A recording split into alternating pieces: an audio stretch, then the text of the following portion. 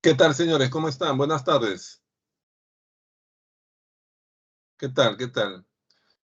Bueno, vamos a empezar la clase del día de hoy. Ya, hoy día tenemos que trabajar el tema de historia del Perú y vamos a ver todo un conjunto de temas que empiezan en la época del Tahuantinsuyo y de ahí nos prolongamos hasta el momento de las llamadas rebeliones indígenas, criollas, previas al proceso de independencia. ¿Ya? Entonces, les voy a compartir la diapositiva y vamos a empezar la explicación.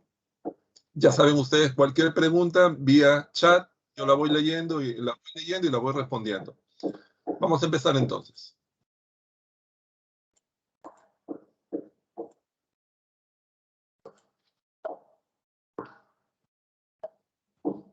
A ver, ya ustedes están visualizando la diapositiva de esta semana.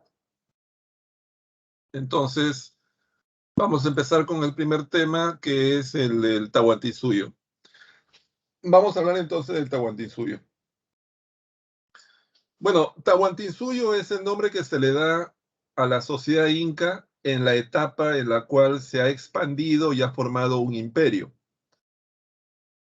Ya, esta primera idea que estoy planteando es una idea muy importante que se tiene que entender. O sea, el Tahuantinsuyo es el nombre de los incas en su etapa imperial.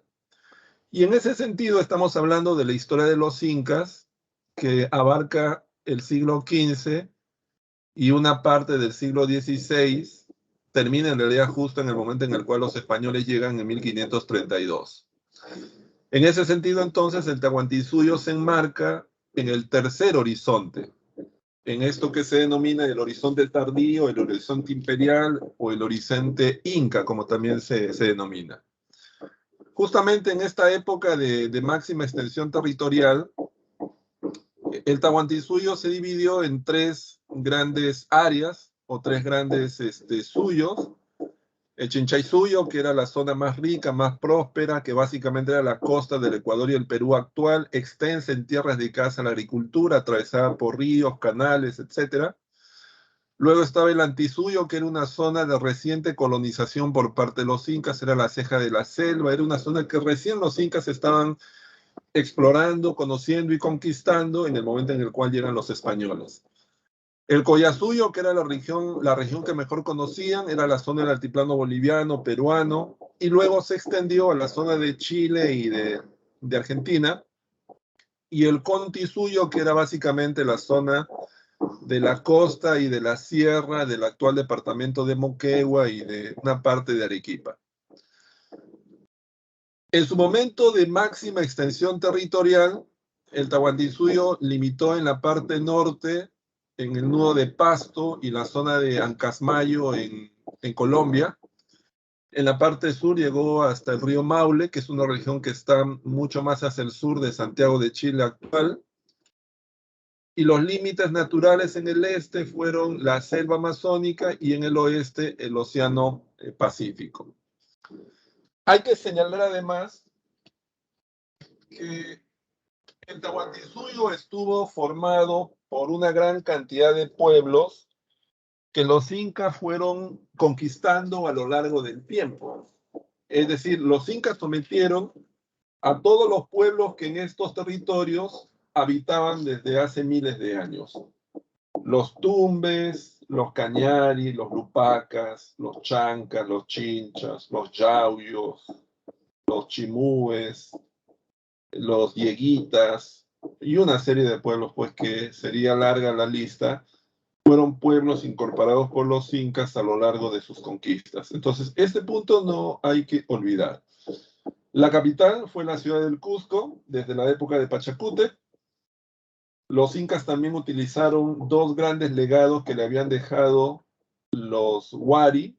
Una fueron las yactas, que fueron estos emplazamientos urbanos con fines administrativos, y el otro fueron el Capacñán, que es una extensa red de caminos que fue construido justamente en la época de los Wari y que los incas ampliarían y perfeccionarían para su propio beneficio. Vamos al tema del desarrollo histórico.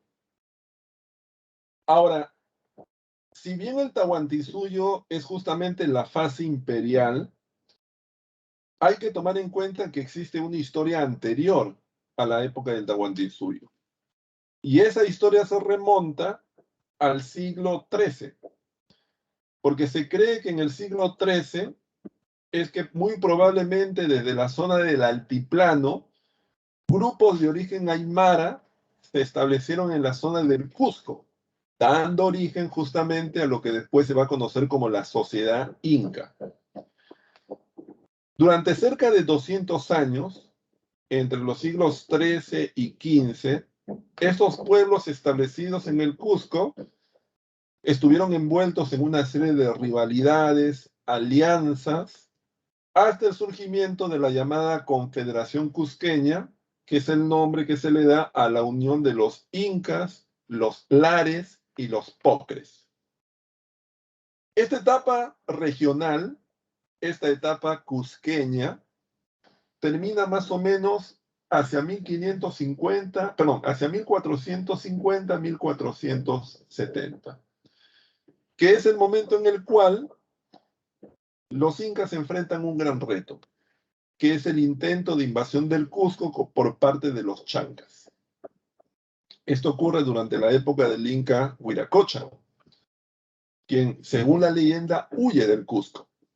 Así que el poder va a ser tomado por uno de sus hijos, que es Pachacútec, quien organiza la resistencia, quien logra derrotar a los chancas y quien a partir de ese momento se convierte en el inca gobernante. Él va a hacer una serie de reformas que van a sentar las bases del imperio.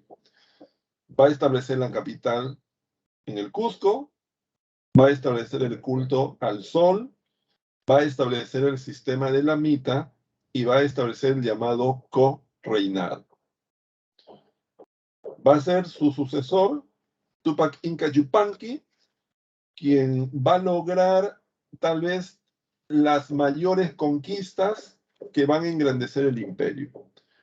Durante su gobierno, e incluso antes, siendo todavía cogobernante de Pachacútec, va a lograr conquistar toda la Sierra Central, toda la costa central, toda la costa norte, y va a incorporar gran parte de los territorios del imperio.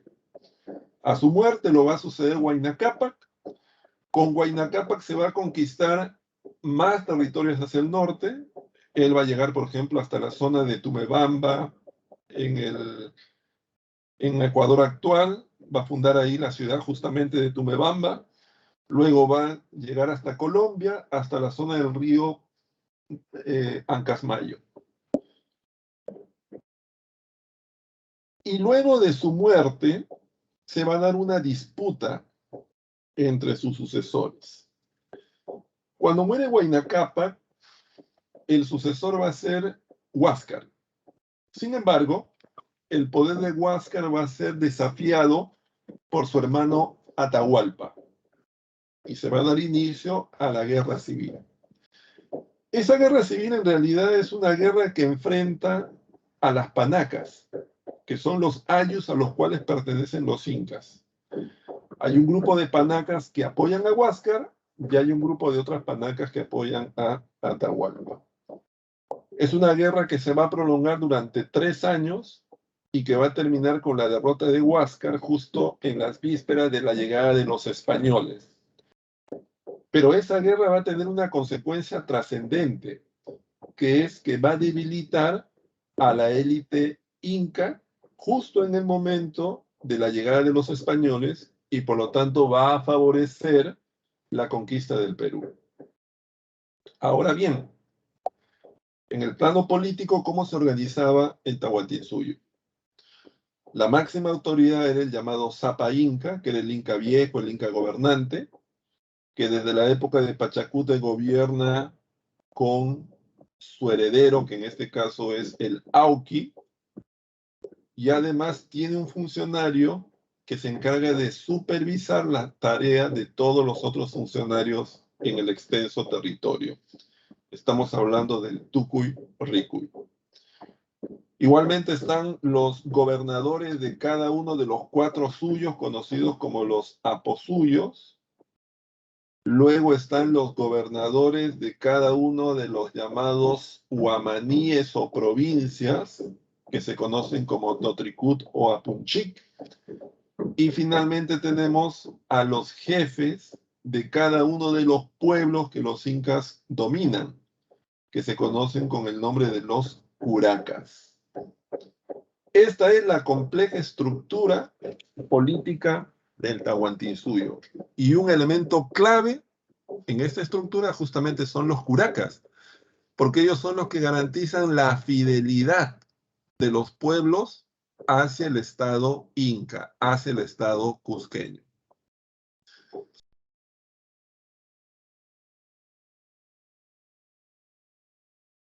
Está organizada de una manera jerárquica.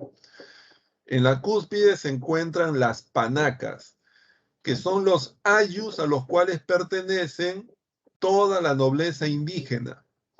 Están organizados según los incas. Es decir, hay una panaca que pertenece a Manco Cápac, una panaca que pertenece a Yoque Yupanqui, una panaca que pertenece a Inca Roca, y así hasta el último de los incas. Es decir, hay una panaca que pertenece a Huayna Cápac. Y luego está la panaca del Inca gobernante, que en este caso es la panaca de Atahualpa. Estas panacas son muy importantes porque no solo organizan a la élite indígena en grupos, sino que además cada panaca tiene acceso al Inca gobernante. Y de alguna manera la panaca trata de ejercer influencia en las decisiones de los incas.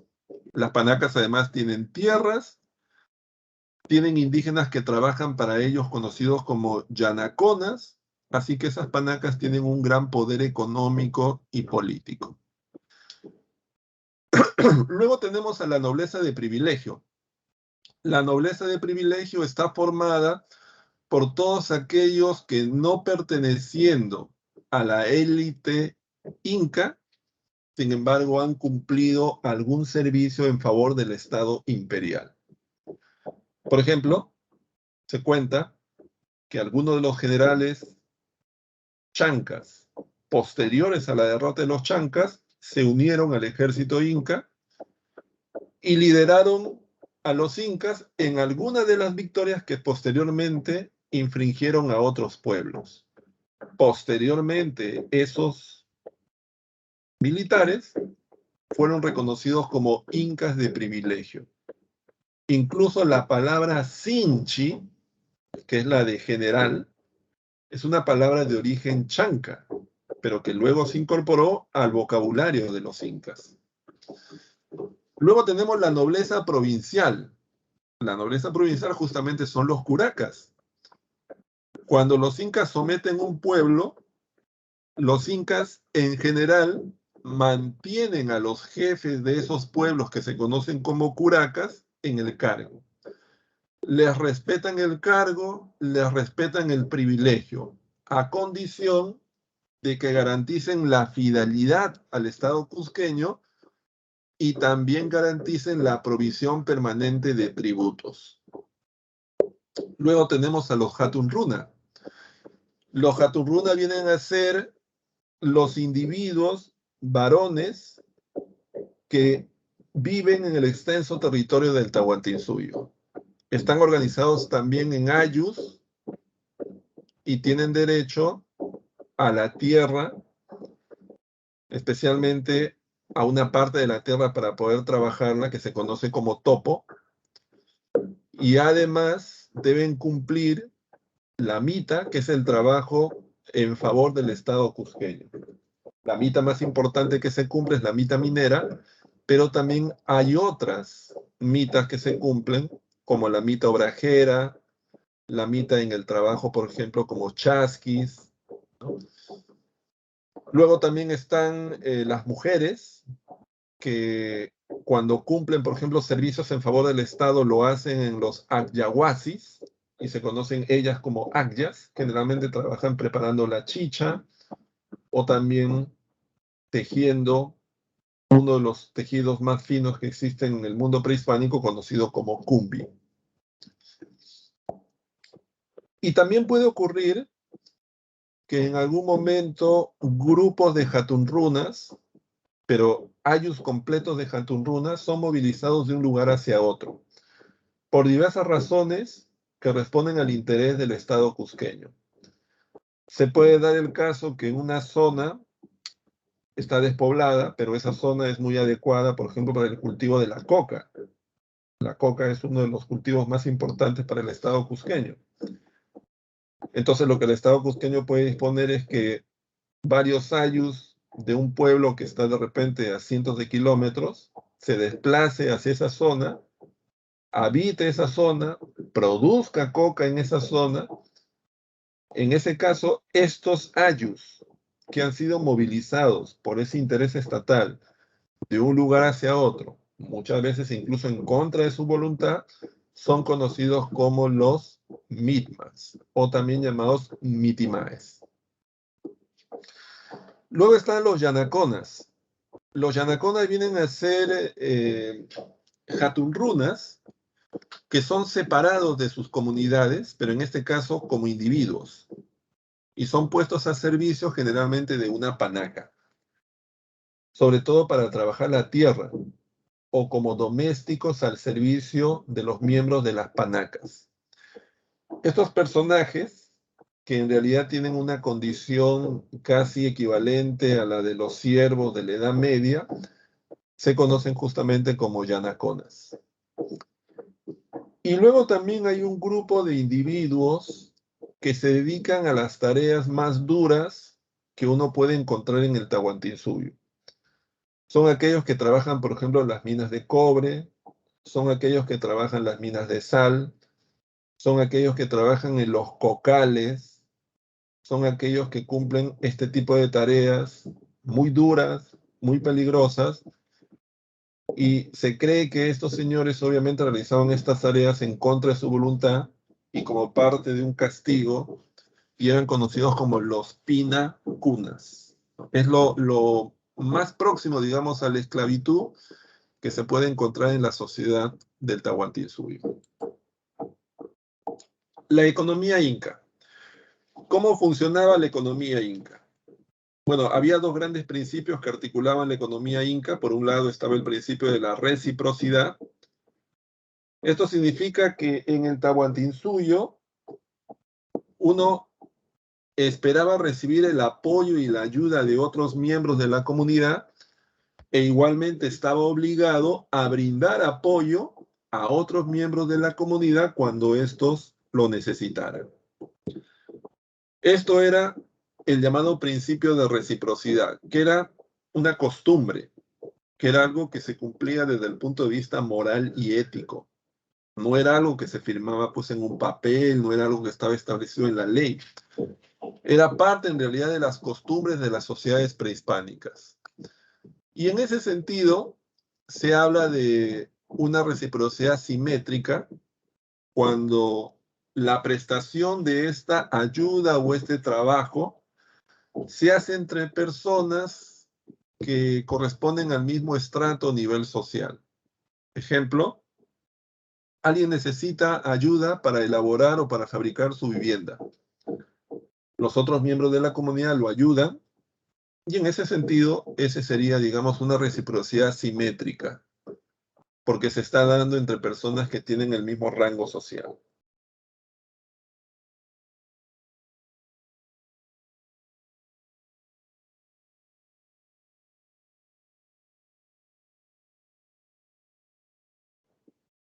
En las tierras del Inca y las tierras del Sol, y el producto de ese trabajo, que de repente es el maíz, tiene que ser entregado al Estado cusqueño como parte del tributo. Por su parte, el Estado cusqueño lo que les da es protección y además también les entrega bienes o productos que no se producen en esa comunidad.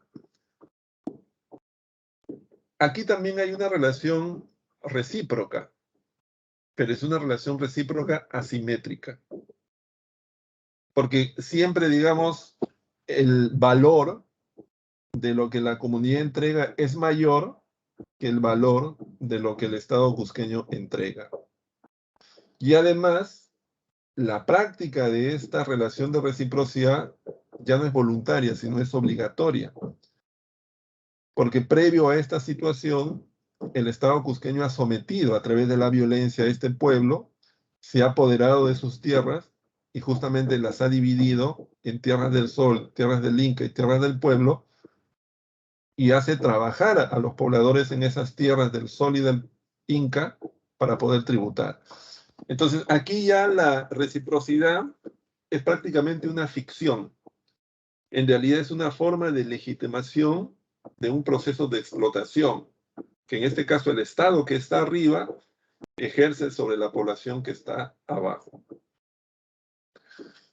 También hay que señalar las actividades económicas, perdón, y el otro principio económico es el principio de la redistribución. Una de las cosas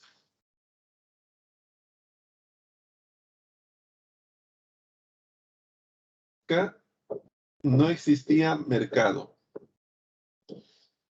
El mercado es algo que los españoles trajeron a esta parte del mundo.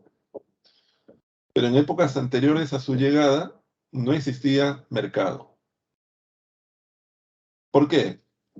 Porque para que exista mercado tienen que haber cuatro cosas. Venta, compra, moneda y precio. Y esas cuatro cosas no existen en el mundo prehispánico. Incluso los chinchas, que intercambiaban productos a largas distancias, no le daban precio a los bienes que, en este caso, intercambiaban. Y tampoco compraban y vendían. Simplemente intercambiaban. Le daban valor, eso sí. Y algunos consideran que incluso utilizaban algo parecido a una moneda, pero es algo que todavía está en debate. Entonces la pregunta es, si no existió mercado, si no existió moneda, venta, compra y sobre todo no existió precio, ¿cómo así entonces en el mundo del Tahuantinsuyo circulaban los bienes y las mercancías? Bueno, eso se hizo a través de un sistema conocido justamente como el sistema de redistribución. ¿Qué cosa era la redistribución? Era un sistema que funcionaba de esta manera. Imagínense un poco la figura del pulpo. La cabeza del pulpo es el Estado cusqueño. Y en la parte donde termina cada uno de los brazos del pulpo, se encuentra cada uno de los pueblos que los incas han sometido. ¿Qué es lo que el Estado cusqueño le exige a esos pueblos sometidos? Que le tributen. Entonces los pueblos le tributan en función de lo que producen. Hay pueblos que tributan maíz, hay pueblos que tributan papa, hay pueblos que tributan coca, hay pueblos que tributan algodón, tributan plumas, tributan sal. Es decir, cada pueblo tributa algo al Estado. Están sujetos justamente al dominio. Pero obviamente esos pueblos necesitan cosas complementarias.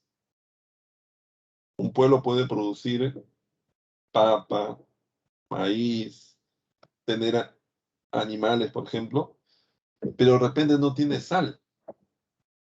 Entonces, ¿cómo le llega la sal? Bueno, la sal se la va a entregar justamente el Estado. Es decir, el Estado cusqueño, por un lado, te exige tributo y por otro lado, te entrega bienes y mercancías necesarios para complementar tus necesidades. Claro, siempre la relación es inequitativa. Siempre en realidad yo recibo más como Estado de lo que doy como Estado. Pero aún así, lo que se está produciendo es una circulación de los bienes a través de esos brazos del pulpo, pasando todo por la cabeza del pulpo. Eso es lo que se conoce como la redistribución. Ahora, la redistribución tiene dos ventajas para el Estado inca. Por un lado, le permite que la economía funcione bajo un sistema que ellos controlan. Pero en segundo lugar, ese sistema, al funcionar y al satisfacer las necesidades económicas de todos los pueblos, también legitima políticamente al Estado inca. Porque el Estado inca es percibido como necesario, que su dominio, que puede haber sido violento en un primer momento, sin embargo es necesario, porque está garantizando el acceso a diversos recursos. Eso es lo interesante en realidad de este principio de la redistribución. ¿Cuáles son las actividades económicas? En la época del Tahuantinsuyo tenemos la ganadería, concentrada en la cría de camélidos en grandes cantidades en los llamados hatos de ganado imperial. Se sabe que los incas se apropiaron de la cría de camélidos. O sea, la gente no es que podía tener su pequeña, su pequeña, digamos, digamos, cerca del lugar donde vivía, tenía sus 4 o 5 llamas para que las criaran, ¿no? Las llamas y las alpacas solamente las criaba el Estado cusqueño. En extensas zonas concentraban de 3.000 a 4.000 llamas y alpacas y eran criadas por jóvenes, se les llamaban michis, que además estaban cumpliendo también una forma de mita, porque estaban trabajando en beneficio del Estado. ¿Por qué era tan importante la cría de camélidos? Porque, por ejemplo, de ahí provenía la carne, de ahí provenía la lana, que a su vez permitía fabricar el cumbi, que era una ropa cara, lujosa. Se utilizaba el excremento de los animales como combustible, o sea, era en realidad una actividad económica estratégica. También estaba la textilería. En el caso de los incas, la textilería se hacía en dos lugares. Por un lado, se permitía que la gente fabricara tejidos en sus viviendas. Generalmente fabricaban un tejido conocido como abasca, que era un tejido burdo, tosco. Generalmente era de color blanco o crema. Y luego estaba un lugar conocido como Acyahuasi, donde laboraban decenas de mujeres dedicadas a la fabricación de la chicha y a la fabricación de otro tipo de tejido conocido como cumbi, que era un tejido fino que se guardaba en los almacenes del estado cusqueño y que el Inca utilizaba periódicamente para regalar, especialmente a los curacas, y de alguna manera para ganarse su adhesión, su fidelidad. También tenemos la agricultura. La agricultura fue definitivamente la actividad más importante en el Tahuantinsuyo. La producción de diversos cultivos, por ejemplo, de maíz y de tubérculos, fue clave en el mantenimiento del poder del Estado cusqueño. La mayor cantidad del trabajo de los mitayos se concentraba en la agricultura. La mayor cantidad de riqueza se generaba en la agricultura. Las mayores disputas eran por tierras. Y además los incas, muy inteligentemente, habían asimilado y habían difundido por todo su territorio una gran cantidad de diversas técnicas destinadas a la ampliación de las áreas de cultivo, como por ejemplo los acueductos, los canales de irrigación, los huachaques, las chacras hundidas, los camellones y por supuesto los famosos andenes. Cuando los incas sometían a un pueblo, una de las primeras cosas que ellos hacían era apoderarse de sus tierras. Y luego esas tierras eran divididas en 3 sectores. Las tierras del Inca, las tierras del Sol, las tierras del pueblo.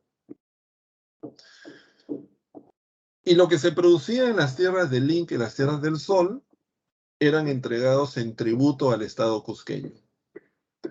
Y lo que se producía en las tierras del pueblo era entregado para el propio mantenimiento de la población de ese pueblo. Por otro lado estaban las formas de trabajo, que eran tres, y que en realidad dependían de a quién beneficiaba. Por ejemplo, si en una comunidad un individuo necesitaba del trabajo y del apoyo de otros miembros de la comunidad, tal vez para construir un nuevo canal de irrigación, eso se conocía como AINI, porque el trabajo beneficiaba a un individuo. Segunda situación, se necesita limpiar un canal de irrigación que transporta el agua que llega a todas las chacras de la comunidad. Así que todos los miembros de la comunidad se ponen en la tarea de limpiar ese canal y habilitarlo nuevamente. En este caso estamos hablando de la minca. ¿Por qué? Porque el trabajo beneficia al conjunto de la comunidad. Y luego tenemos la mita, que es el trabajo que se hace en favor del Estado. ¿Se acuerdan de lo que he explicado hace un momento? De que los incas llegan, conquistan un pueblo, se apoderan de su tierra y la dividen en tres partes. Tierras del Inca, tierras del Sol, tierras del pueblo. Ahora, quienes van a trabajar las tierras van a seguir siendo los trabajadores del pueblo. Lo que va a cambiar es que lo que se produce en las tierras del Inca y del Sol van como tributo al Estado cusqueño. Y el pueblo se queda solamente con lo que se produce en las tierras del pueblo. Pero cuando la población está trabajando en las tierras del Inca y del Sol para producir el tributo destinado al Estado cusqueño, está cumpliendo la tarea de mita. Están mitando, están cumpliendo con la mita agrícola. ¿Por qué? Porque ese trabajo va en beneficio del Estado cusqueño. Ahora, hay varias formas de mita. La más importante es la mita agrícola, que es la que he explicado ahorita. Pero también se puede dar el caso que, por ejemplo, varios individuos de la comunidad se les ordena trabajar transportando mensajes a través del Capañán. Es decir, se van a convertir en chasquis. En este caso, también están cumpliendo la mita, pero ya no es una mita agrícola, es una mita de otro tipo. Es decir, lo que define en todo caso las formas de trabajo, mita, aini y minca, es a quién beneficia, a quién favorece. En ese sentido, la mita es todo trabajo en favor del Estado cusqueño. La mita minera, la mita agrícola, los chasquis, los michis, ¿no? Hay diversos trabajos en favor del Estado. Eso se conocen como mita. Y tenemos aquí algunas de las manifestaciones culturales justamente de la sociedad inca. En el plano religioso, los incas fueron una sociedad politeísta, tuvieron muchos dioses, eran tolerantes con los dioses locales. Por ejemplo, estaba Cunirraya, Pariacaca, Inti, Quilla, Huiracocha. Eran panteístas porque los dioses estaban identificados con fenómenos naturales. Huiracocha, por ejemplo, era el dios creador. Pachacamac, por ejemplo, era el dios de los temblores. Y desde la época de Pachacútec se estableció, respetando los cultos locales, el culto a una divinidad que era la representación del sol llamado Inti. También, desde su visión, el mundo estaba dividido en tres partes. El Hanan Pacha, que era el mundo de arriba, el mundo de los dioses. El Kai Pacha, que era el mundo de los hombres, el mundo del aquí. y el Lucupacha, que era el mundo de abajo, el mundo de los muertos. Pero estos tres mundos se comunicaban a través de unos espacios conocidos como pacarinas. Una pacarina podía ser, por ejemplo, el mar, o una laguna, o un lago, o las raíces de un árbol, o una cueva. Por ejemplo, una pacarina muy conocida era el lago Titicaca, que unía el Caipacha con el Hanampacha. Por eso es que de ahí emergieron Manco Cápac y Mama Ocllo, enviados por el dios Inti. Entonces, las pacarinas eran vasos comunicantes entre un mundo y otro. En cuanto a la arquitectura del Tahuantinsuyo fue una arquitectura monumental, ¿no? De piedra fundamentalmente, de grandes dimensiones, de formas simétricas. Ejemplo de esto pues es Coricancho, Yaytaytambo, Espíritu Pampa, Machu Picchu, entre otros. La textilería, como ya he señalado varias veces, se dio a través de dos tipos de textiles, la abasca, que era el textil burdo, y el cumbi, que era el textil fino, vistoso, hecho de lana, de alpaca, hecho de algodón, con aplicaciones de muchos colores, obtenidos mediante la llamada cochinilla. La cerámica destaca el famoso urpo de base cónica, y la educación era una educación que estaba orientada fundamentalmente a la preparación de la nobleza para tareas de gobierno. Se daba en los Agyawasis y estaba a cargo de los llamados amautas.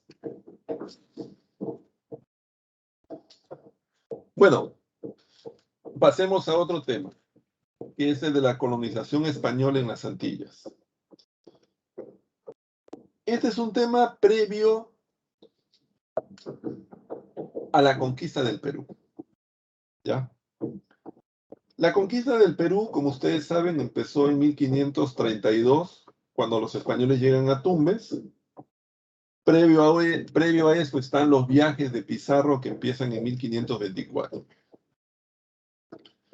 Pero previo a eso justamente está la colonización española en las Antillas. Entonces, ¿qué significa esto? A ver, ¿cómo hacemos claro el tema? La idea es la siguiente, vean.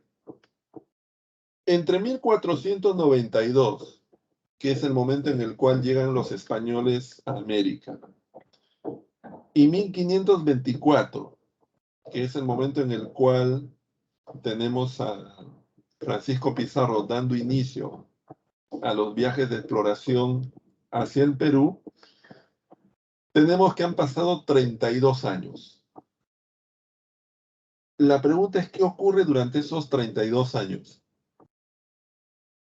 ¿Qué ocurre entre 1492 y 1532? Bueno, lo que ocurre es que estamos en un momento en el cual los españoles están descubriendo, conquistando y sometiendo a un conjunto de pueblos en una zona que hoy día sería el Caribe, las Antillas, América Central y México. Es la época en la cual personajes como Antonio de Grijalva, Hernán Cortés, Juan Ponce de León, Hernando de Soto y otros van a conquistar México, Guatemala, Puerto Rico y otros territorios del Caribe y las Antillas. Y a lo largo de esos años, los españoles van a adquirir experiencia, estrategias para someter y conquistar a diversos pueblos. ¿Qué significa entonces todo esto que les estoy diciendo? Que cuando Pizarro llega al Perú y da inicio a la conquista, los españoles ya tenían una gran experiencia de cómo hacer estas cosas. Porque de alguna manera, para decirlo popularmente, estaban practicando desde hace más de 3 décadas. ¿Ya? Entonces, ahora sí, vamos. Vamos a hablar de la colonización española de las Antillas. La colonización española de las Antillas, que es lo primero que hacen luego de su llegada a América, forma parte en realidad de ese largo proceso que se conoce como la expansión europea hacia el mundo. Como ya hemos explicado en clases anteriores, a partir del siglo XV, los europeos se colocan como objetivo encontrar una ruta hacia el lejano oriente. Pero en ese proceso los españoles van a descubrir territorios en el África, en Asia y en América. Justamente en abril de 1492, Cristóbal Colón y la reina Isabel de Castilla firman la capitulación de Santa Fe, mediante la cual se da inicio a los preparativos al viaje de Cristóbal Colón. Colón recibe una serie de beneficios. Colón va a recibir el 10% de todas las riquezas que se encuentren. Colón va a recibir el título de virrey y gobernador general de los territorios descubiertos. Es así que en octubre del año 1492, Cristóbal Colón llega a América. Llega a las Bahamas. Llega a la isla Guananí. Ese primer viaje es el viaje de descubrimiento. Luego hay un segundo viaje, que es el viaje en el cual Cristóbal Colón funda la Isabela, que es una ciudad que está ubicada a pocos kilómetros de lo que actualmente es Santo Domingo. En ese segundo viaje, Cristóbal Colón comienza a ejercer sus funciones de gobernador. Y ya en esos momentos, Cristóbal Colón se va a ganar, en este caso, el rechazo de los españoles asentados en la Isabela. Hay un tercer viaje en el cual Cristóbal Colón explora las costas de América del Sur, llega a la desembocadura del río Orinoco, explora el lago Maracaibo, pero ese viaje termina cuando Colón es apresado por el juez Bobadilla, que ha sido enviado desde España debido a una serie de acusaciones que se han hecho contra su persona. Así que Colón tiene que ir a España, enfrentar un juicio, del cual va a ser absuelto, va a organizar un cuarto viaje. Ese cuarto viaje le va a permitir explorar las costas atlánticas de América Central, pero ese viaje va a terminar cuando varios de sus barcos naufraguen y se vea obligado a retornar a España. Poco tiempo después Colón muere, y obviamente él muere sin tomar conciencia de que había llegado pues a un nuevo continente. Pero ya para ese momento América comenzaba a recibir a centenares de españoles que estaban explorando, conquistando y sometiendo a diversos pueblos ubicados en el Caribe y en las Antillas. Ahora, vamos a lo que es la conquista del Tahuantinsuyo. Ubiquémonos en el año 1524. El año 1524 estamos en Panamá. Panamá es una ciudad que los españoles han fundado en la costa del Océano Pacífico, en América Central. En esos momentos en Panamá vive un vecino muy importante llamado Francisco Pizarro.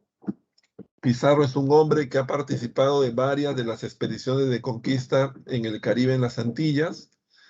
Ha amasado una pequeña fortuna, es un hombre que tiene muchos nexos políticos y sociales en la ciudad, y es el momento en el cual llegan noticias acerca de que muy hacia el sur existe un territorio muy rico conocido como el país de la canela.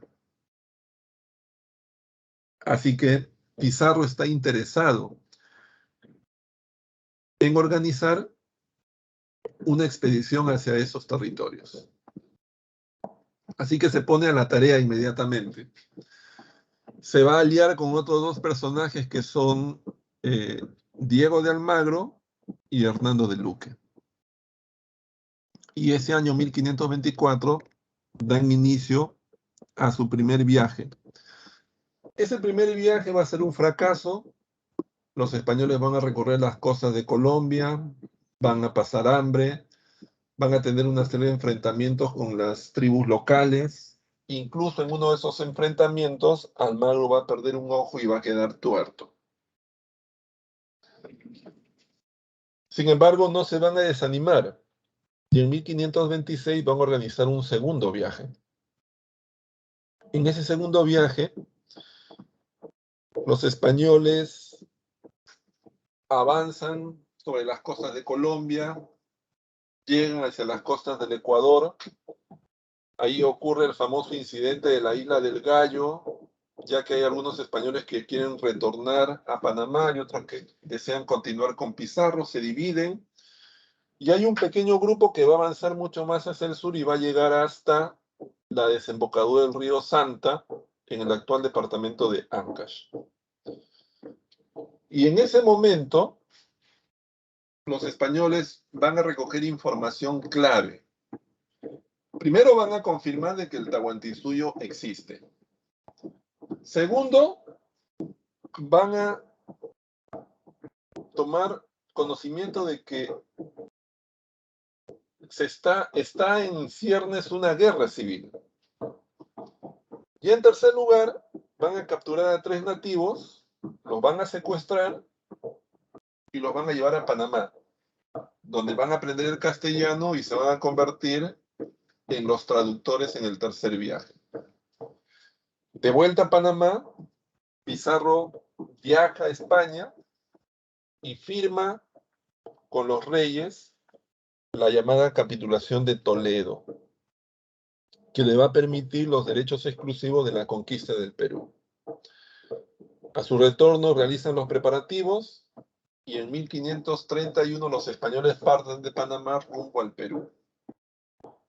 Van 550 hombres, 150 españoles y 400 indios, Guatemala, Nicaragua y esclavos. Vienen provistos con lo mejor de la tecnología de la época militar. Arcabuces, cañones, ballestas, espadas, dagas, armaduras, cascos, caballos, perros dogos y perros mástiles. Desembarcan en el Ecuador, desembarcan en Tumbes e inmediatamente Pizarro busca hacer alianzas con grupos que están descontentos con el poder de los incas.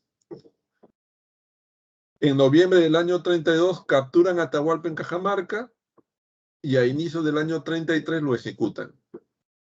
Ese año 33 marchan sobre el Cusco, lo capturan, lo ocupan y luego se repliegan hacia Lima, donde en 1535 fundan la ciudad española de Lima.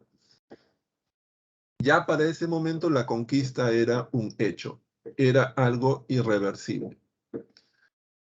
¿Cuáles fueron las causas de la conquista? Bueno, por un lado, la conquista del Perú forma parte justamente de esa expansión europea que llevaría a naciones como Portugal, Inglaterra, Francia y España a ocupar extensos territorios en otros continentes, sometiendo a los pueblos nativos.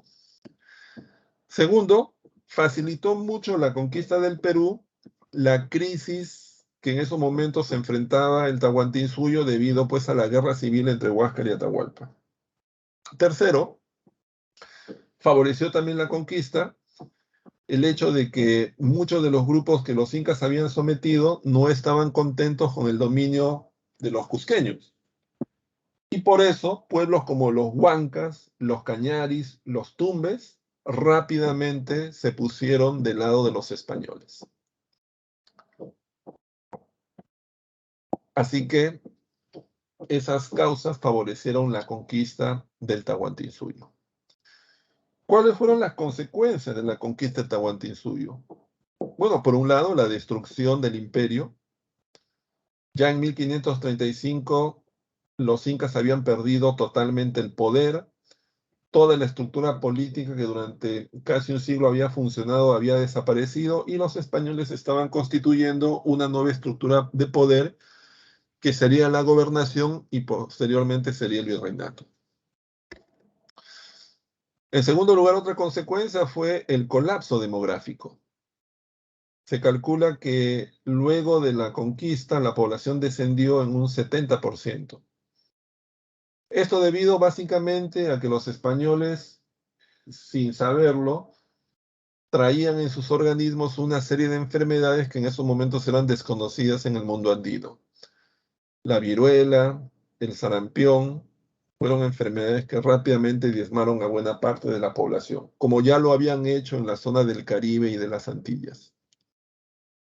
Y en tercer lugar, se produjo una superposición del mundo europeo hispánico sobre el mundo indígena. Es decir, se produjo un mestizaje y una aculturación de todo tipo. Los españoles trajeron su lengua, su religión, sus costumbres, su forma de vida, sus animales como el caballo, como la vaca, como el cerdo, como la cabra, sus cultivos como la cebada, como el trigo. Así que en realidad todo eso se impuso sobre todo el mundo que existía antes aquí. Producto de lo cual obviamente hubo una asimilación, en algunos casos hubo una imposición, por eso que se habla de una aculturación y mestizaje. Vamos ahora al tema de las guerras civiles entre españoles. Cuando en 1535 se funda Lima, ya digamos la conquista es un hecho irreversible. Sin embargo, el mundo andino no va a experimentar paz. En realidad, son los años de las guerras civiles, que son conflictos entre los propios españoles y que sacudieron el mundo andino durante casi 2 décadas.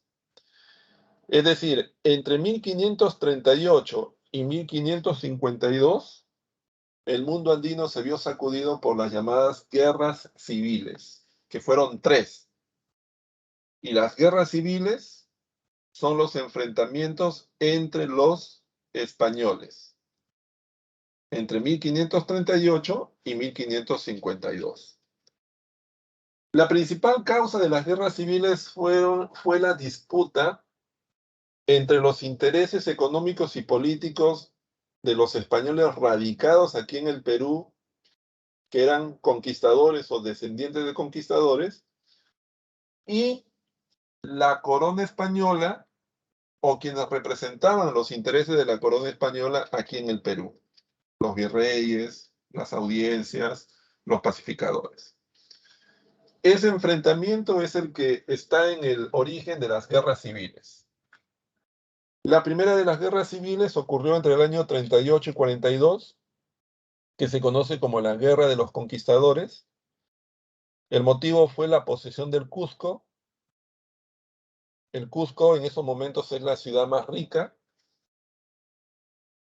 Y tanto Almagro como Pizarro plantean de que esa ciudad está dentro de sus territorios, algo que en ese momento no es muy claro.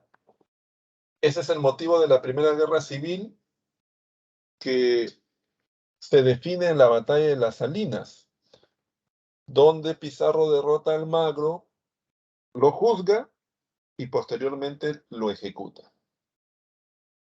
Parece que la situación ha terminado allí, pero no es así. Pizarro retorna a Lima, se dedica a sus tareas de gobierno, pero los seguidores de Almagro, liderados por su hijo Almagro el Mozo, se reorganizan y asesinan a Pizarro. Luego del asesinato de Pizarro, la corona española manda al gobernador Vaca de Castro a restablecer el orden. Vaca de Castro va a enfrentar a los almagristas en la batalla de Chupas, los va a derrotar y también los va a ejecutar. Así que en 1542, la Primera Guerra Civil había terminado con la derrota de la primera generación de conquistadores. Sin embargo, el tema no va a quedar ahí, porque la corona, ante todos estos eventos, decide promulgar las nuevas leyes de Indias en 1542, con el objetivo de establecer límites al poder de los conquistadores y sus descendientes.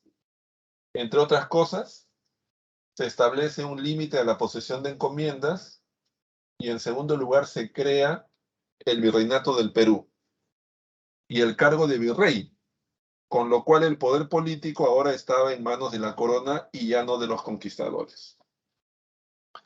Sin embargo, estas medidas no van a ser del agrado de la corona. La corona rápidamente va a reaccionar contra estas medidas. La corona inmediatamente va a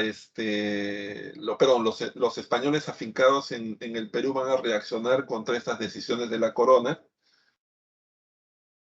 Así que Gonzalo Pizarro, uno de los hermanos de Francisco Pizarro, va a liderar a todos los encomenderos en el Perú para rebelarse contra las autoridades de la corona. Y van a enfrentar al primer virrey, Blasco Núñez de Vela, en la batalla de Añaquito. Lo van a enfrentar, lo van a derrotar y lo van a ejecutar. Ante esto, la corona española va a mandar al pacificador Pedro de la Gasca, el cual, a través de diversas estrategias, va a lograr dividir a los que apoyaban a Gonzalo Pizarro y luego lo va a enfrentar en la batalla de Jaquijahuana y luego lo va a ejecutar. Previamente, para ganarse el apoyo de algunos de los que inicialmente habían apoyado a Gonzalo Pizarro, había prometido entregar nuevas encomiendas a estos que lo iban a apoyar, que después va a ser una de las causas de otra rebelión. Pero al término de esta guerra de los encomenderos en 1548, prácticamente el poder de la corona se había afianzado en el Perú. Sin embargo, poco tiempo después, ese mismo año 1548, un grupo de encomenderos que no estaban satisfechos con el reparto hecho por Pedro de la Gasca en La Guairina, que es una localidad, se van a rebelar contra la audiencia de Lima, que en esos momentos ejerce el poder. Esto da origen a la Tercera Guerra Civil, conocida como la Guerra de los Insatisfechos, entre 1538 y 1542. Esa fecha está mal, por si acaso. Yo la he leído ahorita, pero está mal. En realidad, la guerra de los Insatisfechos se da entre 1548 y 1552. ¿Ya? 1548 y 1552. Esa guerra empieza, repito, cuando un grupo de encomenderos no satisfecho con el reparto realizado por Pedro de la Gasca se rebela contra las autoridades de la corona, que en esos momentos la ejerce la audiencia de Lima. Estos encomenderos insatisfechos están liderados por un español llamado Hernández Girón. Inicialmente tienen varias victorias, pero al final son derrotados. Son derrotados en la batalla de Pucará, son apresados, son enjuiciados y son ejecutados. Así que hacia 1552, la corona española ha reafirmado su poder en el Perú. Prácticamente los conquistadores han desaparecido, sus intereses han sido doblegados y de alguna manera la situación se ha puesto en favor de la corona española. Ese es el resultado de las guerras civiles que sacuden los Andes durante estos años. Vamos al tema ahora de la resistencia inca. Como señalé hace algunos momentos, una de las cosas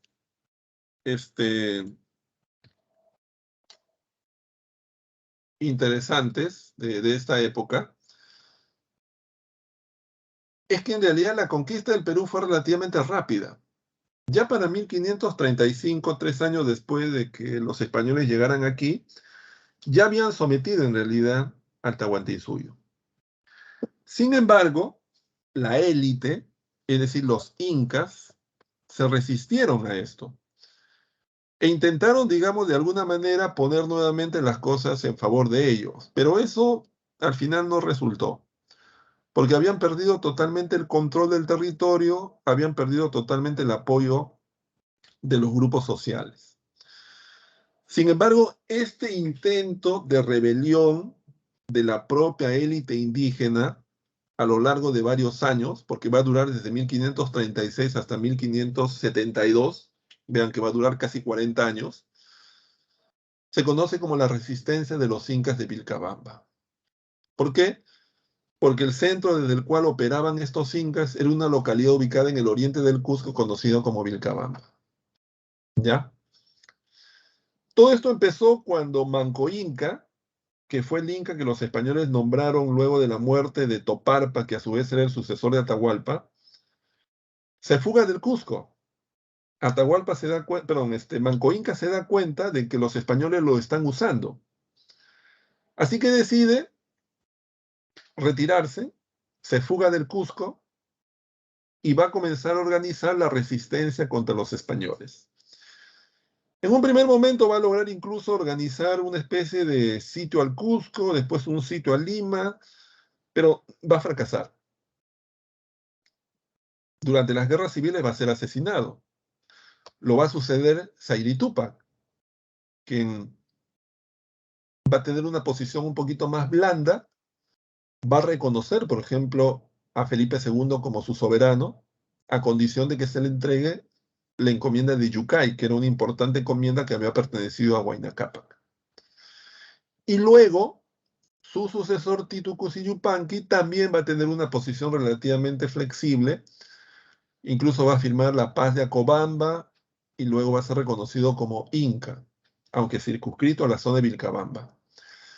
Va a ser en cambio Tupac Amaru, sucesor, quien va a tener en un primer momento una actitud mucho más agresiva contra las autoridades españolas. Eso es lo que va a llevar, eso es lo que va a llevar al virrey Toledo a iniciar acciones militares, que finalmente van a lograr su captura y su posterior ejecución. En 1572, Tupac Amaru va a ser ejecutado en el Cusco, va a ser decapitado. Ahora, esto que se conoce como la resistencia inca de Vilcabamba tuvo algunas consecuencias. Si bien no logró su objetivo, que fue expulsar a los españoles y restablecer el dominio del Estado cusqueño, sin embargo, generó mediante el incentivo una serie de movimientos de protesta en el plano religioso y cultural. El más conocido de esos movimientos se conoce como el Taqui Oncoy, que era una especie de movilización de grupos populares ataviados con su vestimenta, portando los ídolos de sus dioses prehispánicos y que rechazaban todo lo español, especialmente la religión. Esto se conoce como el Taqui Oncoy. También en aquellos años comenzó a circular el mito de que Atahualpa iba a volver a la vida y que iba a restablecer el orden anterior a la época de los españoles.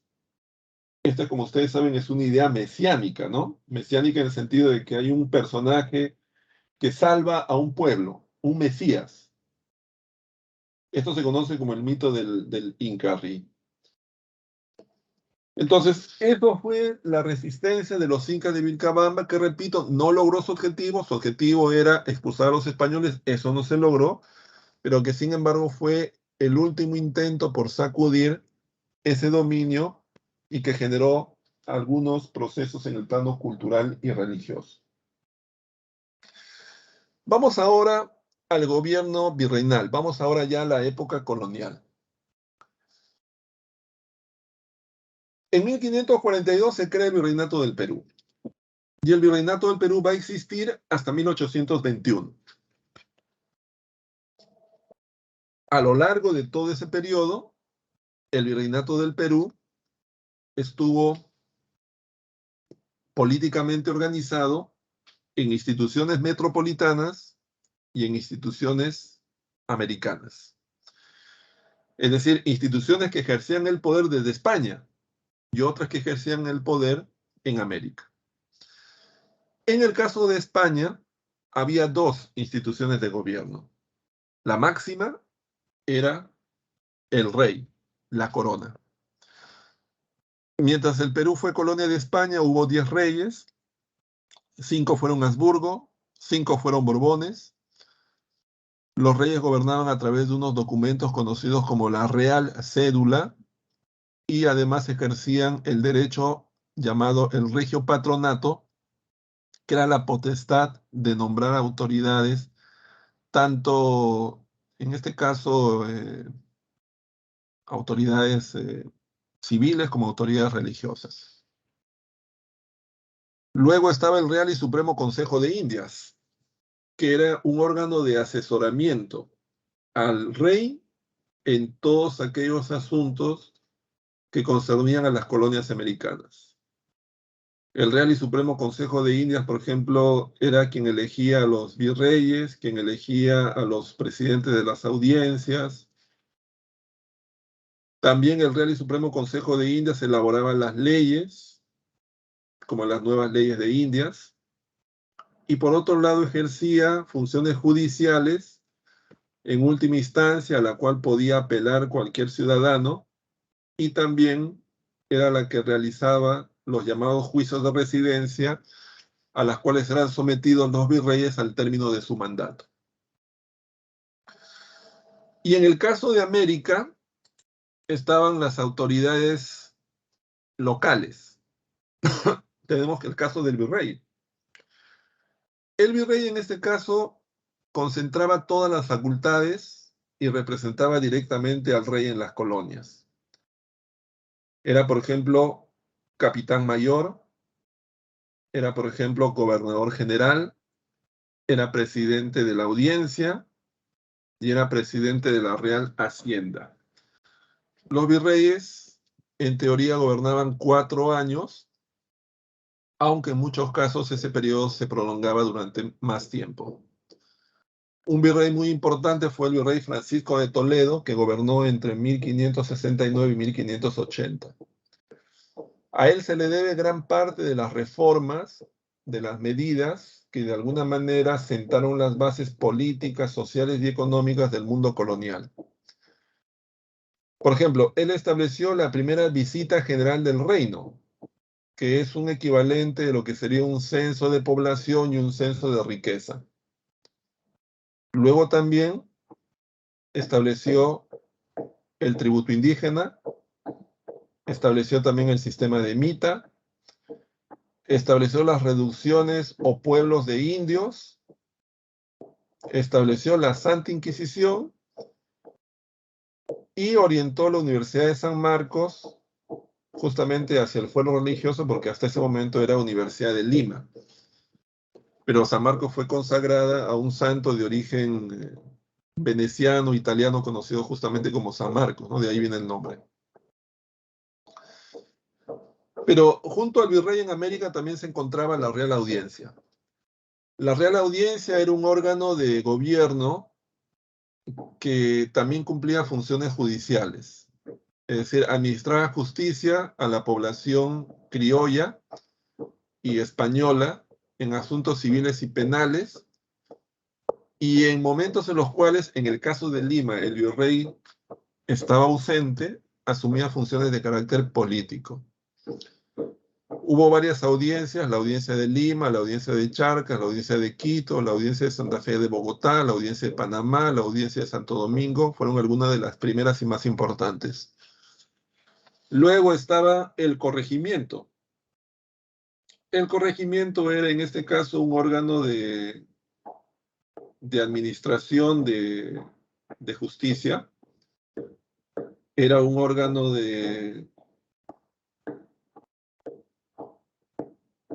que tenía que ver directamente con el contacto con la población indígena.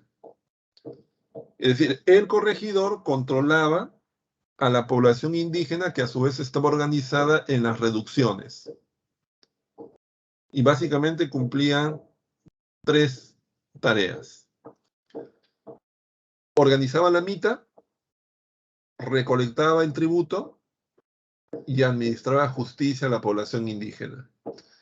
Sin embargo, en la práctica, los corregidores se dedicaban a otras tareas. Esas tareas eran básicamente las de repartir una serie de mercancías a precios elevados y de forma compulsiva a la población indígena. Así que eso era un mecanismo de enriquecimiento que ellos habían encontrado. En ese sentido, eso fue pues muy dañino, erosionó mucho el prestigio y el poder de la corona española en América. Luego estaban los cabildos, que era el gobierno de las ciudades. Las ciudades estaban administradas por el cabildo, y el cabildo estaba integrado por el alcalde y por los regidores y oficiales reales. El alcalde era la máxima autoridad. Los regidores se encargaban de administrar algunos aspectos para el funcionamiento de la ciudad. Como por ejemplo, había un regidor que se encargaba de controlar los precios, había otro regidor que se encargaba de velar por la provisión de agua hacia la ciudad, y también estaban los oficiales reales, que eran funcionarios de menor nivel que se encargaban de tareas específicas. Por ejemplo, había un oficial real conocido como el alcalde de la Santa Hermandad. Así se llamaba, el alcalde de la Santa Hermandad. ¿Cuál era su tarea? Perseguir a los esclavos que se habían fugado. Y luego estaban los pueblos de indios o reducciones, que era así algo totalmente novedoso, porque los españoles, justamente para tener un mejor control de la mano de obra, obligaron a los indios a concentrarse en poblaciones que no existían previamente. Por ejemplo, en el caso de Lima, una reducción fue el pueblo de Santiago de Surco, que hasta antes era una zona totalmente despoblada. Ahí los indios tenían que vivir, muchas veces obligados porque ni siquiera tenían recursos para mantenerse en esos lugares, pero los españoles lo habían hecho de esta manera para poder beneficiarse de el tenerlos concentrados, para mantenerlos controlados y a su vez poder derivarlos, por ejemplo, a los turnos de la mitad cuando les tocara sus turnos, ¿no? Estos pueblos de indios estaban al mando de sus caciques, los cuales tenían que coordinar directamente con el corregidor. ¿Cómo era la economía? ¿Cómo funcionaba la economía en este momento? Bueno, la economía funcionaba, por ejemplo, en el plano del comercio, a través del monopolio. España estaba convencida de que la manera en la cual podía sacarle provecho a sus colonias era estableciendo un comercio de monopolio, en la cual solamente España comerciara con las colonias, y esto le iba a permitir obtener una ingente provisión de materias primas y de metales preciosos, que eran los que le daban riqueza a una nación. En ese sentido, España edificó la llamada Casa de Contratación de Sevilla, que en España era la única encargada de regular el comercio hacia América, dar permisos, autorizar flotas, cobrar los impuestos como el almojarifazgo. Y en América, en aquellas ciudades que estaban autorizadas como Lima, existían los tribunales del consulado para defender los derechos de los comerciantes locales y a su vez para mantener el monopolio comercial. Ellos se encargaban también del cobro de algunos impuestos, como la llamada alcabala. Sin embargo, este sistema de monopolio, desde un primer momento, tuvo problemas para mantenerse como tal, debido a que América comenzó a crecer y obviamente el comercio que llegaba a América a través del monopolio era insuficiente. Razón por la cual en América siempre existió la necesidad de satisfacer sus necesidades de mercancías a través de otras rutas. Y eso fue aprovechado por los ingleses, franceses y holandeses para contrabandear hacia América. Contrabandeaban especialmente a través de los puertos de Montevideo, Buenos Aires, Valparaíso, Paita, Arica. Y en el caso del Caribe y de la zona de las Antillas, los ingleses fueron todavía más avesados. Ya no solamente contrabandeaban, sino que directamente robaban. Y esto lo hacían a través de actividades conocidas como la piratería, o sea, a través de los piratas y a través de los corsarios. Bueno, como ustedes saben, la diferencia de un pirata y un corsario es que el pirata, vamos a decirlo así, roba para sí, mientras que el corsario roba para su estado. O sea, es un ladrón, digamos, que lo hace para los intereses de un estado concreto, que en este caso es el estado inglés. En cambio, un pirata es alguien que roba para sí mismo, ¿no? En realidad todo esto era parte un poco también de las tensiones políticas que en esos momentos existen entre los grandes imperios europeos, ¿no? Estamos hablando de España, Francia, Inglaterra, Portugal, Holanda. Otra actividad económica clave en el mundo colonial fue la minería, ¿no? La minería sobre todo vinculada a la extracción de la plata. Recuerden que aquí en el Perú se descubrió la mina de plata más importante de toda la historia, conocida como Potosí, ubicada en el Alto Perú, que hoy día es territorio boliviano. Y también se descubrieron las famosas minas de Huancavelica, minas de mercurio, conocida en esa época como azogue. Las minas eran trabajadas con mano de obra indígena bajo el sistema de la mita, pero también eran complementados por trabajo de indígenas bajo otras modalidades conocidas como la minga y la faltriquera, que eran trabajos que recibían una remuneración y eran voluntarios. Los dueños de las minas pagaban un impuesto que era el 20% del valor de la producción, conocido como el quinto real, y a fines del siglo XVI, los españoles introdujeron un sistema de purificación de la plata extraída, conocido como amalgama, que consistía en realidad en purificar la plata utilizando mercurio, hierro, agua y madera. Esto obviamente mejoró la calidad de la plata extraída e hizo mucho más rentable la actividad minera. Ahora, la minería tuvo en realidad algo que no tuvieron otras actividades económicas en el mundo colonial. No solamente porque generó una gran riqueza, sino porque hacía necesario otras actividades económicas para que funcionaran. Porque la mina necesitaba, por ejemplo, alimento en grandes cantidades para los trabajadores, necesitaba, por ejemplo, el transporte de madera, agua, sal, hierro, necesitaba, por ejemplo, también la provisión de herramientas, animales de carga. Entonces, la minería tuvo un efecto de articulación de todo el conjunto de la economía colonial durante mucho tiempo. Otra actividad económica importante fue la industria, es decir, la fabricación de manufacturas. A pesar que había muchas provisiones para fabricar muchas manufacturas que provenían de España, por ejemplo, durante mucho tiempo estuvo prohibido la fabricación de vino, pero con el tiempo comenzaron a desarrollarse productores de velas, jabones, textiles, todos los cuales se hacían en tres tipos de unidades: los gremios, los obrajes y los chorrillos.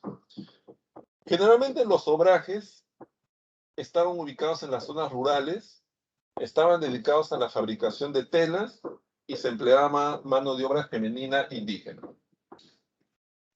Los chorrillos, en cambio, eran lugares que quedaban mucho más cerca de las ciudades, con mano de obra masculina, dedicados sobre todo a lo que eran velas o jabones. Y los gremios estaban dentro de las ciudades. Era un trabajo mucho más tecnificado, de mayor calidad.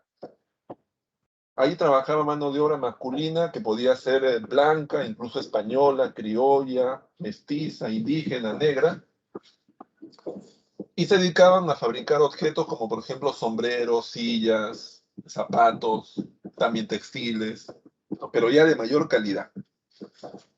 Entonces, ese fue un poco el abanico de la producción industrial en el mundo colonial. Y luego estaba el sector agropecuario, que tuvo cierta importancia en el mundo colonial. Por ejemplo, existían una gran cantidad de haciendas y plantaciones en toda la costa, dedicadas sobre todo al cultivo de la caña de azúcar y del trigo.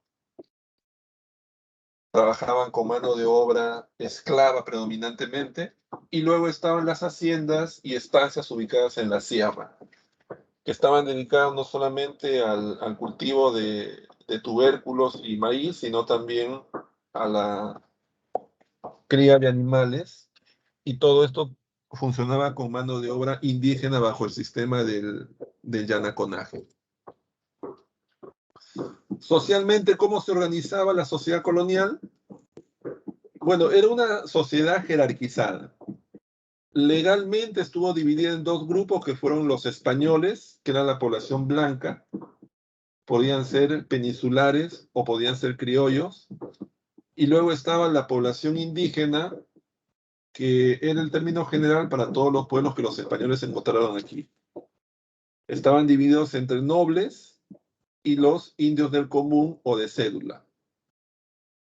Pero luego también se sumaron los esclavos, que era la población negra proveniente del África, que había sido privada de su libertad y que desempeñaban en el mundo colonial una gran cantidad de trabajos, que iban pues desde trabajos domésticos hasta actividades que eran pues artesanos, vendedores ambulantes, algunos por ejemplo también trabajaban en los cañaverales, en los cultivos, eran los aguateros, los que vendían agua, digamos, en las calles.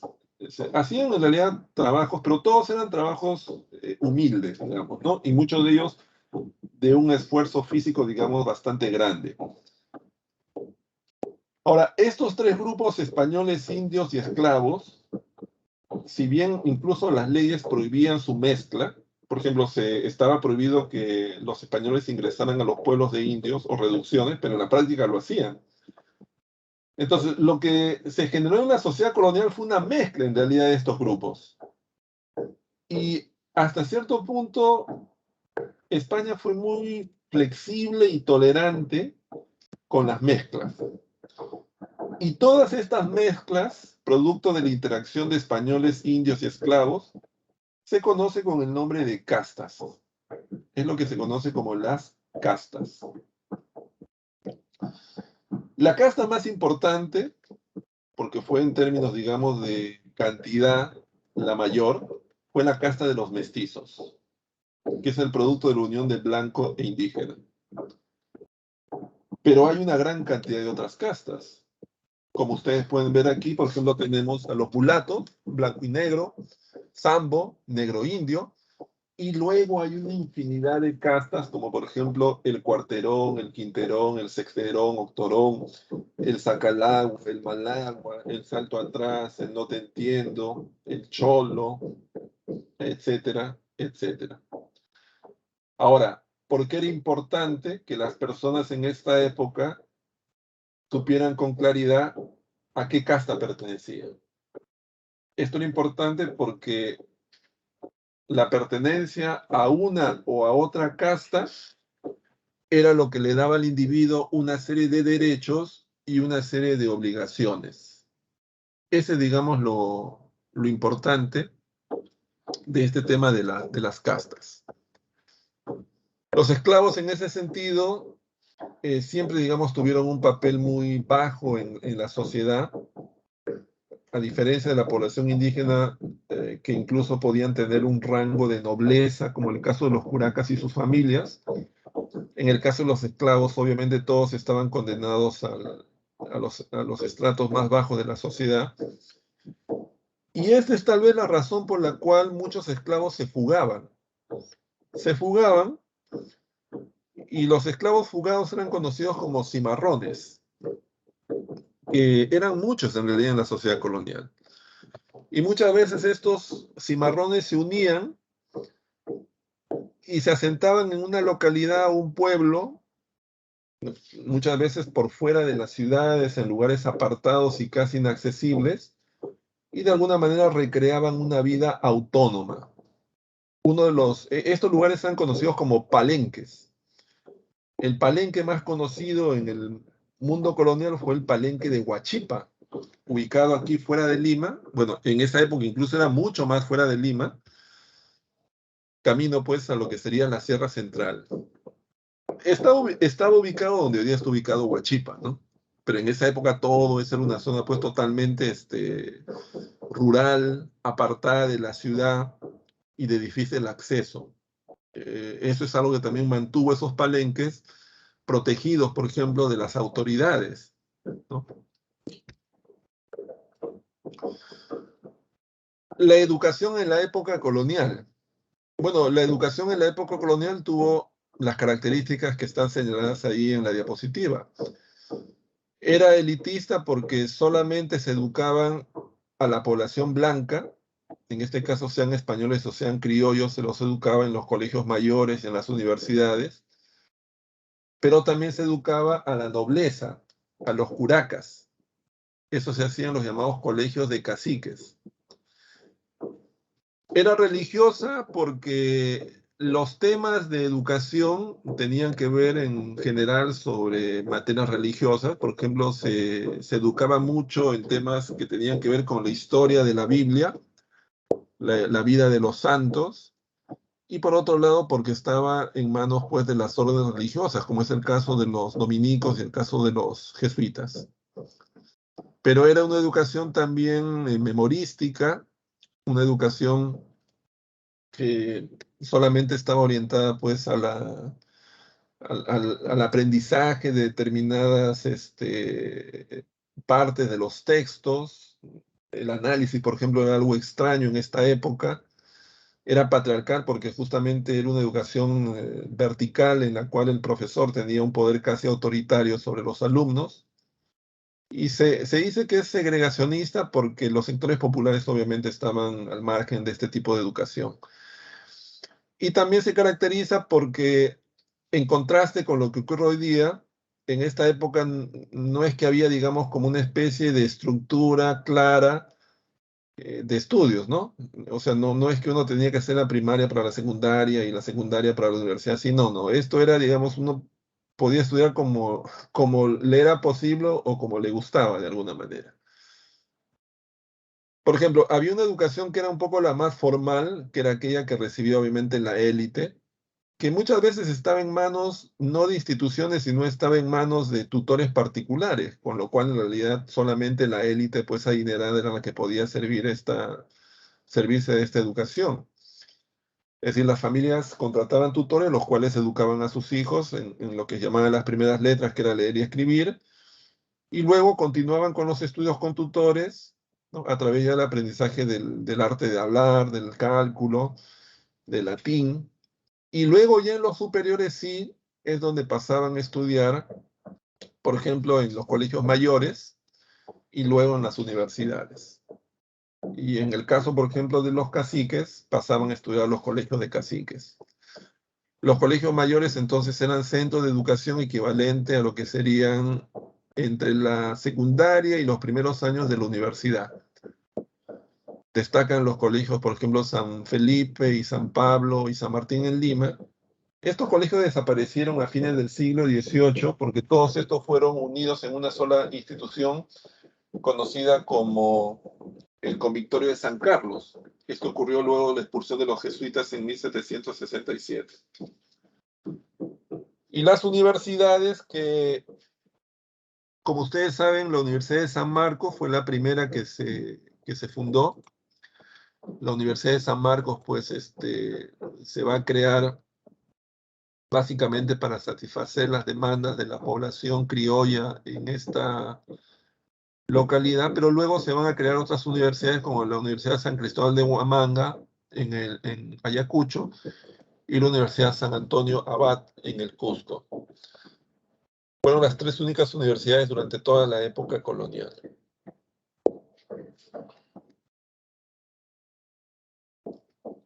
Bueno, el tema de la iglesia, ¿no? Bueno, la iglesia católica tuvo presencia pues permanente en el mundo colonial. Generalmente los religiosos estaban organizados en lo que se conoce como el clero regular, que eran aquellas personas que habían consagrado su vida a la religión y que se habían unido a alguna orden religiosa, jesuitas, franciscanos, dominicos.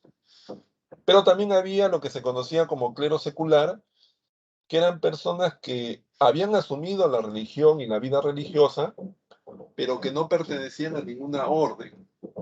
Y en ese sentido vivían, digamos, una vida que estaba en el limbo entre la sociedad y la orden.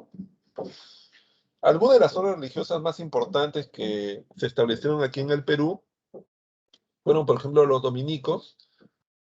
Fue la primera orden que llegó a estos territorios. Ya tenemos, por ejemplo, la presencia de un dominico como fue el cura Vicente Valverde en la captura del Inca Atahualpa. Luego también están los franciscanos, que fueron muy importantes, sobre todo para las primeras misiones que se establecieron en la ceja de selva. Tenemos también los agustinos, que sobre todo llegaron a la zona de la Sierra Sur, en departamentos como Ayacucho, como Arequipa, como Cusco.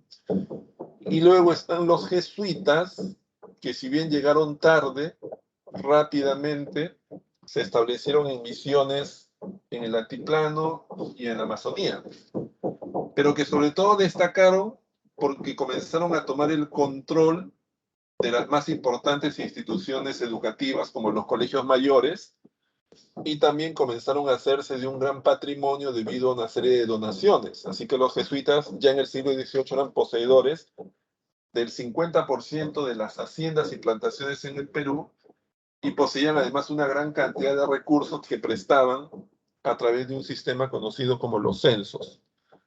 Así que los jesuitas fueron, en términos económicos, la orden de mayor éxito en el mundo colonial.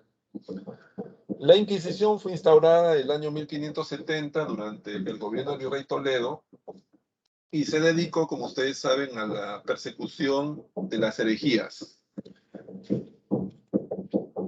El arte colonial. Bueno, el arte colonial estuvo muy influido por los estilos provenientes de Europa.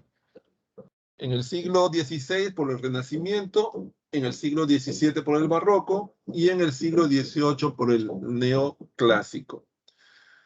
Y los temas que predominaron en el arte colonial fueron eminentemente religiosos.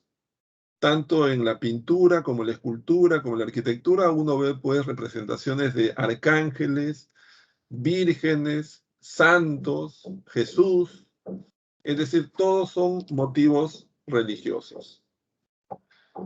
En el caso de la pintura aquí fue muy influida por tradiciones especialmente de origen mediterráneo, pero lo más destacado de la pintura fue el surgimiento de una escuela propia, que fue la escuela cusqueña, donde destaca sobre todo el pintor Diego Quispetito y sus famosos arcángeles arcabuceros y también sus vírgenes, ¿no? Luego también en la escultura destaca mucho pues el trabajo de madera, especialmente los retablos, los púlpitos y los frontis muchas veces de las iglesias. Y luego tenemos en la arquitectura, tenemos pues una arquitectura donde destaca mucho las iglesias. Tenemos, por ejemplo, la iglesia de la Merced, ¿no?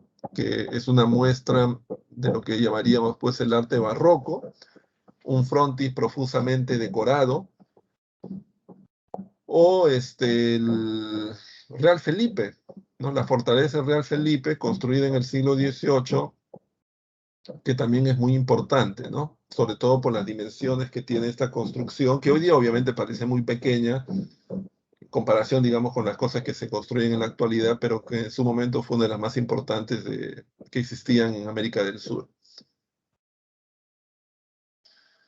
Vamos a ver ahora el tema de las reformas borbónicas. Bueno, en el siglo XVIII, la corona española comenzó a darse cuenta de que América de alguna manera había ganado cierta autonomía política y económica, y que eso estaba generando inmensas pérdidas a España. Así que cuando en 1701 los Borbones, una dinastía de origen francés, toman el control de la corona española, una de las primeras tareas que se ponen como objetivo es lograr reestructurar el imperio y recuperar el control económico de las colonias americanas. Y para eso van a desarrollar una serie de reformas. Por ejemplo, en el plano político se van a dar las llamadas reformas como, primero, la creación de las capitanías generales de Chile y de Venezuela, la creación de los virreinatos de la Nueva Granada y del Río de la Plata,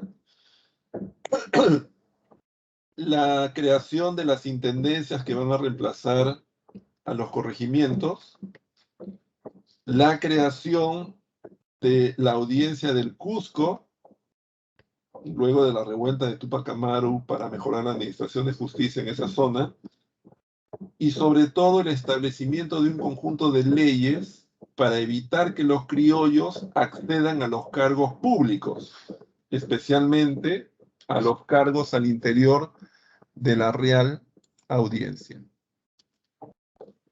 También se van a dar reformas en el plano económico, como por ejemplo el establecimiento del libre comercio en el año 1778. España toma conciencia de que en realidad una buena parte de los problemas que tiene es que hay todo un comercio de mercancías que funciona al margen del monopolio. Por lo tanto, lo que decide en 1778 es que más puertos en América puedan comerciar con más puertos en España. Así que el monopolio que hasta ese momento, en el caso del Perú, tuvo el Callao, desaparece. Y se permite que puertos como Buenos Aires, Montevideo o Valparaíso comercien libremente con puertos españoles.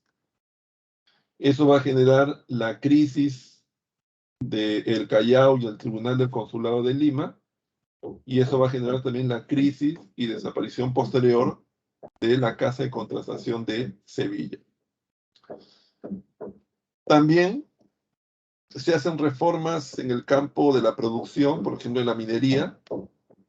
Se descubren nuevas minas en Cerro de Pasco, se descubren nuevas minas en Cajamarca, en el norte y en la Sierra de Lima, como Huarochirí. Se crea el Tribunal de Minería, se crea el Banco de San Luis Potosí para dar préstamos a los mineros. Es decir, hay una serie de acciones que se toman para poder elevar los niveles de producción de plata. Por otro lado, en el plano fiscal, se crean las aduanas para mejorar el cobro de la alcabala, se va a legalizar el reparto forzoso de mercancías por parte de los corregidores, se va a tratar de cobrar el tributo indígena de una forma mucho más efectiva, y se va a crear estancos como el estanco de la sal, del tabaco, de la pólvora, para que el Estado maneje directamente estos estratégicos e importantes recursos económicos. Y en el plano religioso eclesiástico, en 1767 los jesuitas van a ser expulsados del Perú. Van a ser expulsados, se van a expropiar sus bienes, los cuales van a pasar a ser administrados por el Tribunal de Temporalidades, y las instituciones educativas que hasta ese momento ellos habían administrado van a ser unidas en una sola gran institución conocida como el Real Convictorio de San Carlos. ¿Cuáles fueron las principales consecuencias de las reformas? Fundamentalmente, aumentaron la presión impositiva sobre la población, lo cual generó un gran descontento, lo cual sería un incentivo para las rebeliones del siglo XVIII. Y en segundo lugar, las reformas borbónicas aumentaron la competencia comercial entre las diversas regiones americanas. Por ejemplo, Buenos Aires comenzó a crecer como un gran centro comercial en aquel momento. Insurrecciones andinas del siglo XVIII. Paralelamente al desarrollo de todas estas reformas, en el siglo XVIII se experimentaron una gran cantidad de movimientos de protesta, especialmente por parte de la población indígena contra las autoridades coloniales, sobre todo por el tema de las cargas fiscales. La primera de ellas, importante, fue la de Juan Santos Atahualpa. Ocurrió en una zona conocida como el Gran Pajonal, ubicada en la ceja de selva central del Perú, región en la cual los franciscanos explotaban a la población indígena Es así que llega Juan Santos Atahualpa como un comerciante que quiere participar de este negocio, pero luego lo vemos ya al frente de un levantamiento de las tribus amazónicas que durante casi una década tuvo al vilo a las autoridades de Lima. A pesar de diversos intentos que se hicieron desde Lima para sofocar esta revuelta, durante una década no lo pudieron hacer, y todo esto solamente desapareció cuando Juan Santos Atahualpa muere y desaparece misteriosamente del firmamento en 1752. Luego vendría la revuelta de José Gabriel Condorcanqui, motivado probablemente por la explotación de la cual eran víctimas los indígenas a través del sistema de la mita, a través del reparto forzoso de mercancías, y tal vez motivado por cosas que lo afectaban directamente a él, que era un comerciante, que era el aumento de los impuestos y la creación de las aduanas internas. En noviembre de 1780, Túpac Amaru, como así se va a llamar a partir de ese momento, se rebela contra las autoridades, captura al corregidor Arriaga y lo ejecuta.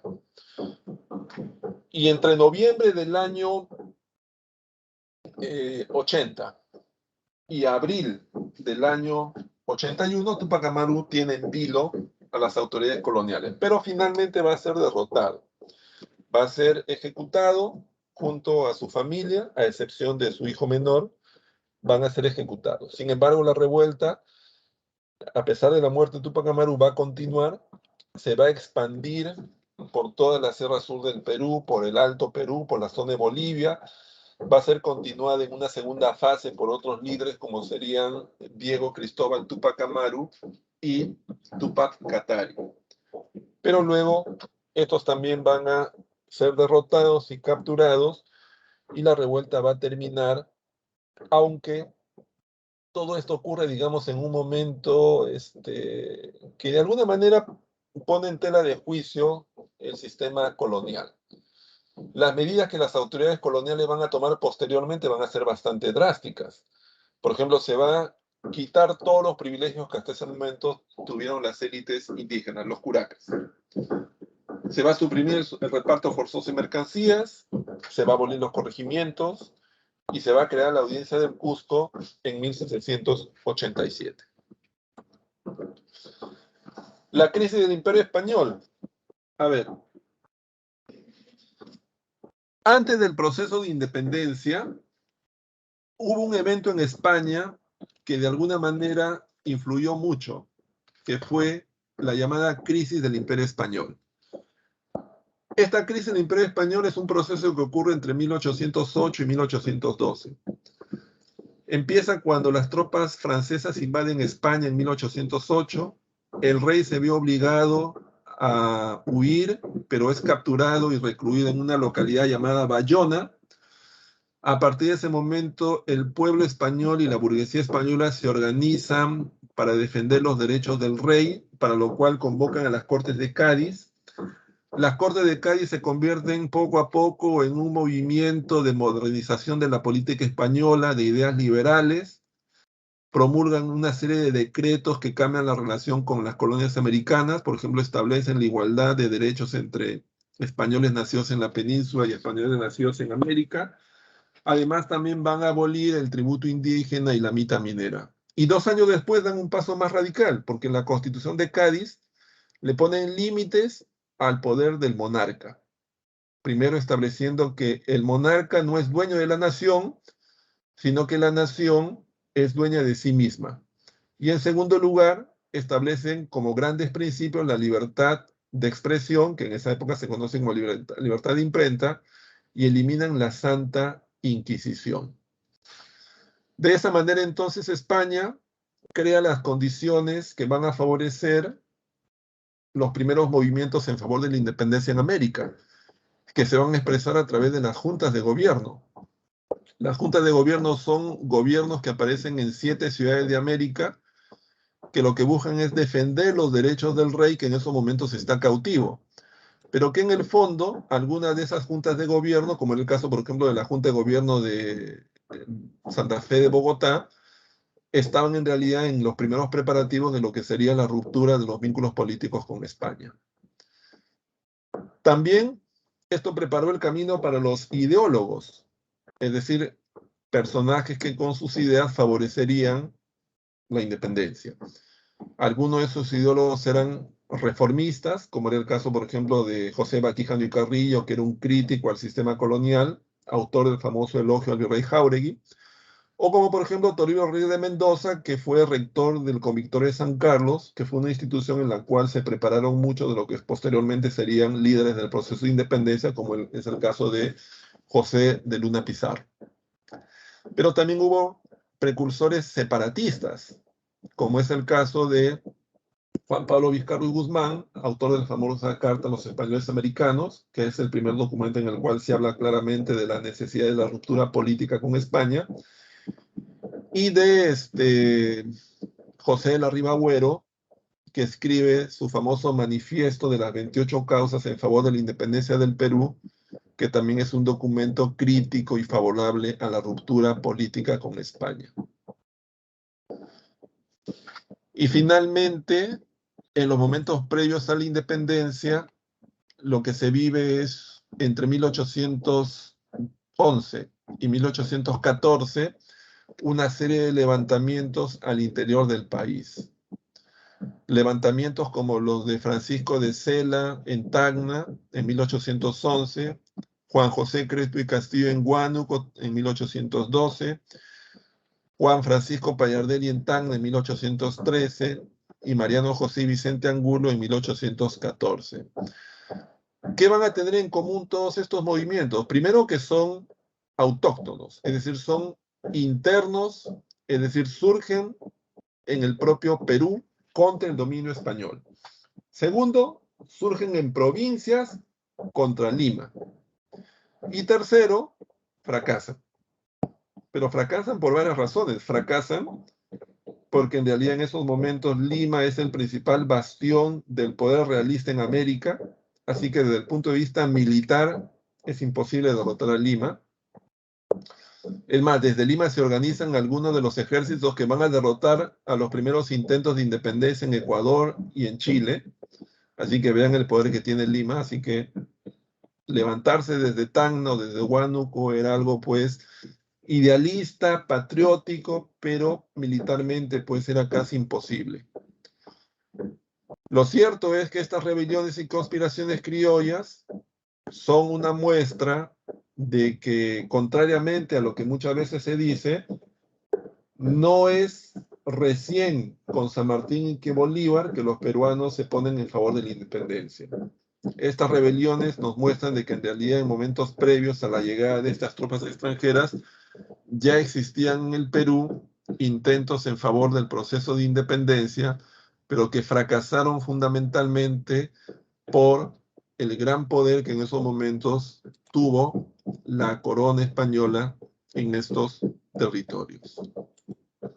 Bueno, esa es en todo caso la historia, y ese es el último tema que vemos en esta clase.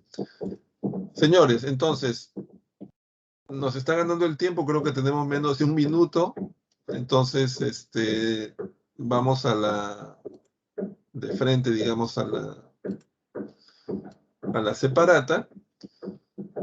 Bueno, tenemos una primera pregunta que es sobre la economía de Tahuantinsuyo y sobre los principios de reciprocidad y redistribución. Hay 4 afirmaciones. La respuesta ahí correcta es la letra A. La letra A, ¿no? Es decir, lo correcto ahí es la reciprocidad consistió en la mutua prestación de fuerza laboral y la redistribución fue el reparto de bienes que el Estado imperial que realizaba, ¿no? La segunda pregunta es una pregunta que tiene que ver con la resistencia de los incas de Vilcabamba, algunos eventos asociados a cada uno de los incas. Bueno, es sencillo, la respuesta es la C. La respuesta en la pregunta 3 es para completar un párrafo, ahí es la D. Bueno, les voy a poner las claves, ¿ya? Porque ya no tiene sentido por el tiempo que nos ha ganado en esta clase estar explicando esto. Les voy a poner aquí las claves en el chat.